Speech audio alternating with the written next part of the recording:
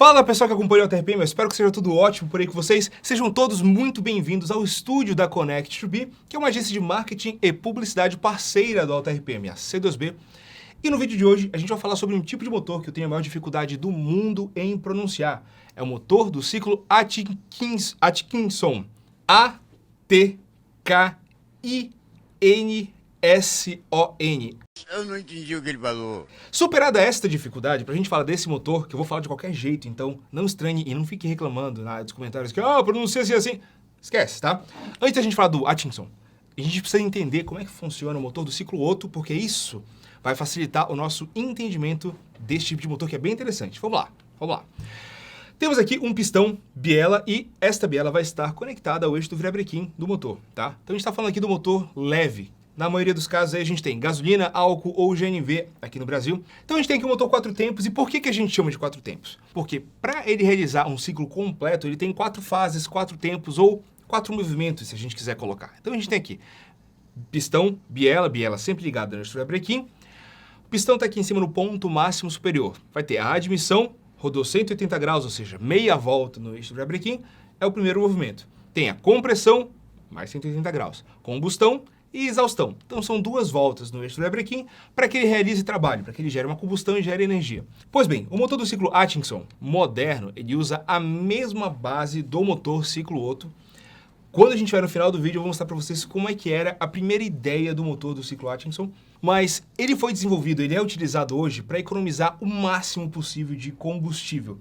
Na verdade, não é só economizar combustível, como extrair o máximo possível do combustível que vai ser queimado na câmara de combustão. Para quem não sabe, né, a gente tem a admissão, na hora da compressão, quando o pistão está comprimindo a mistura combustível e chega aqui em cima, é o momento que a gente tem a câmara de combustão, que é o momento onde vai haver a ignição da vara de ignição para haver expansão, né, da mistura combustível queimada, gerar energia, trabalho.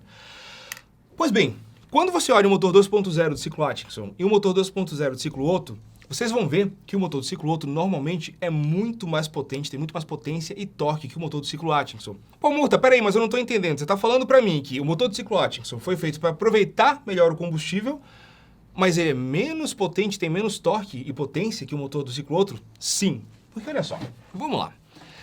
No motor do ciclo Otto, a gente tem o momento da admissão. A válvula de admissão vai se abrir. E pausa antes da gente continuar com esse vídeo. Por favor, não esqueça de curtir, comentar, compartilhar com os amigos, se inscrever no canal para a gente continuar ganhando força e relevância. E é isso aí, voltamos agora à programação normal. A válvula de admissão vai se abrir e o pistão vai descer, aspirando a mistura ar-combustível. Quando o pistão chega no ponto máximo inferior aqui, que ele vai começar a subir comprimindo a mistura combustível, a válvula de admissão se fecha para poder formar a câmara de combustão. Lembrando que eu estou explicando o modo mais simplificado possível, mas o pistão chegou no ponto máximo inferior aqui, a válvula de admissão se fecha, ele começa a subir comprimindo a mistura combustível até o ponto máximo superior, que é onde vai ter ignição, certo? Para que haja a expansão da queima da mistura combustível.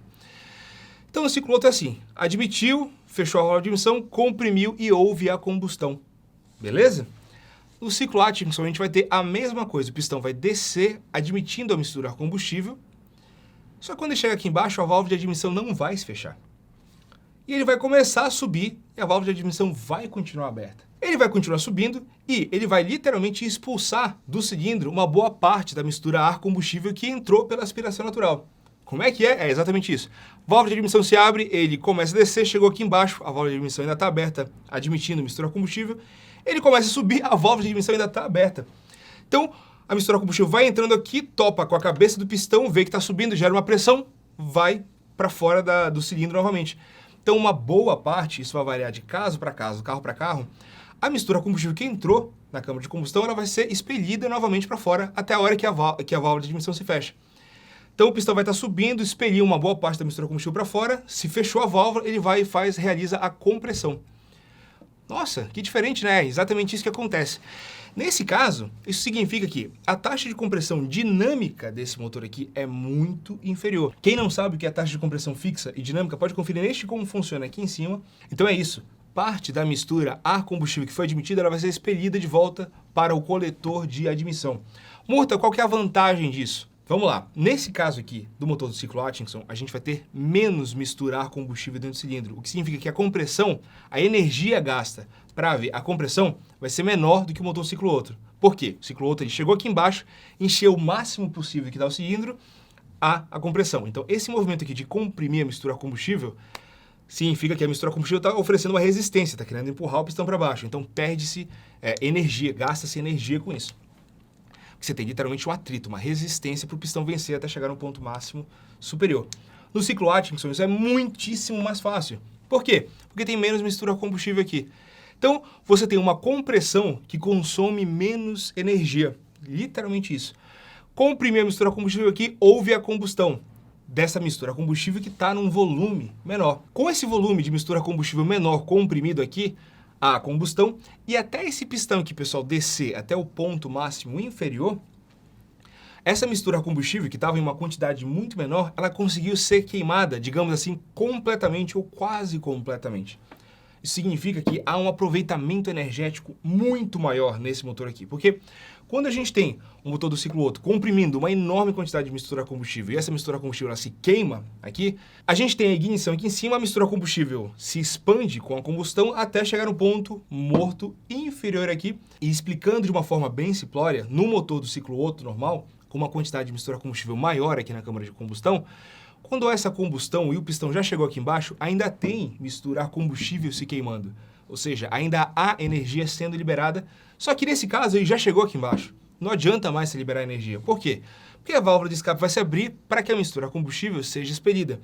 Então, nesse caso, abriu a válvula de escape, saiu mistura a combustível ainda queimando, ou ainda para ser queimada, ou ainda não queimada, para o sistema de escape. Ou seja, se você comparar o motor do ciclo Otto com o motor ciclo Atkinson, o motor ciclo Otto ele desperdiça muito mais combustível justamente por essa questão de comprimir uma enorme quantidade de mistura a combustível e não conseguir aproveitar toda a queima dela. No motor do ciclo Atkinson, quando ele está descendo aqui, ele já queimou toda a mistura a combustível porque tinha pouca mistura a combustível. Então, o aproveitamento do combustível é muito maior. Nesse caso, isso quer dizer que o motor do ciclo Atkinson, de um modo geral, ele é muito mais econômico, ele aproveita, a eficiência energética dele é muito maior, só que é claro, há um ponto negativo. Como a gente comprimiu e queimou muito menos mistura a combustível, de um modo geral, o motor do ciclo Atkinson, ele gera menos potência e menos torque. É por isso que quando você olha, por exemplo, o motor 2.0 ou 2.5 do ciclo Atkinson, se você for comparar ele com o motor do ciclo Otto, normalmente o motor do ciclo Atkinson, ele tem muito menos potência e muito menos torque, justamente por isso. Ele pega e expele da câmara de combustão parte da mistura a combustível que iria ser comprimida. E é justamente por ter esse foco maior em eficiência energética, em aproveitar mais o combustível, que o motor do ciclo Atkinson, normalmente, ele é aliado a um motor elétrico. Então, normalmente, esse tipo de motor, ele é aplicado em veículos híbridos. Por quê?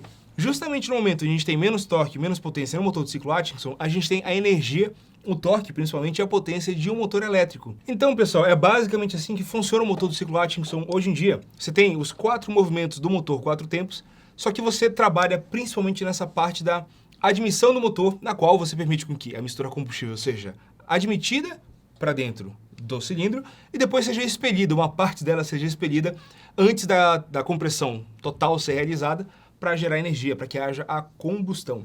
Então é isso, pessoal. No motor do ciclo Atkinson, a gente acaba admitindo a mistura a combustível e expelindo parte da mistura a combustível. Então, assim, a gente vai ter uma taxa de compressão dinâmica menor, né, porque a gente vai estar com o cilindro menos preenchido, a gente vai gastar menos energia comprimindo essa mistura a combustível e na hora que houver a combustão, a gente tem, digamos assim, se a gente teve uma taxa de compressão dinâmica menor para admissão, a gente vai ter um espaço, um volume muito maior para aproveitar a expansão. Então é basicamente assim que funciona. Nos motores modernos, o ciclo Atkinson, ele se define pela admissão do motor, então pela válvula de admissão aberta mais tempo ali. Nos primórdios, os primeiros modelos de motor de ciclo Atkinson, a variação na taxa de compressão, ela era mecânica, ela não era dinâmica. Então imagina como esse sistema não era complexo. A gente tinha um pistão que variava o curso dele em função de um braço, eu nem sei como dizer, na verdade, qual seria o termo correto para esse braço oscilante aqui, que estava ligado diretamente no eixo do Vebrequim. Uma coisa interessante é que, nessa configuração aqui com o braço oscilante, o eixo do Vebrequim e o pistão com curso variável, o ciclo completo podia ser feito no motor com somente uma volta no Vebrequim, devido a essa variação aqui do braço oscilante com o eixo, com a biela do braço oscilante que estava ligada no eixo do Vebrequim. Então, era um sistema bem complexo, muitas partes móveis, muito atrito, muito desperdício de rendimento, mas era um modo que o Atkinson, olha, acho que até falei certo, conseguiu desenvolver naquela época um motor com essa taxa de compressão, digamos assim, dinâmica menor. Então, ó, na verdade não era nem taxa de compressão dinâmica menor, mas a gente tinha o pistão que descia só um pouquinho para admissão, comprimia a mistura a combustível, depois tinha uma combustão completa e uma exaustão completa. Então era um sistema bem engenhoso, bem complicado para a época, e com os comandos de válvulas variáveis que a gente tem hoje, isso ficou muito mais fácil de fazer, somente trabalhando na válvula de admissão, sabendo que a gente vai aproveitar melhor o combustível, mas em contrapartida ter menos potência e menos torque. É isso aí, pessoal. Espero que vocês tenham gostado desse material aqui sobre o motor do ciclo Atkinson. Se vocês quiserem mais material sobre motores exóticos e tudo mais, deixem na área dos comentários. E, por favor, não deixem de curtir, comentar, compartilhar com os amigos, se inscrever no canal. É isso aí. A gente se encontra numa próxima. Valeu e até mais.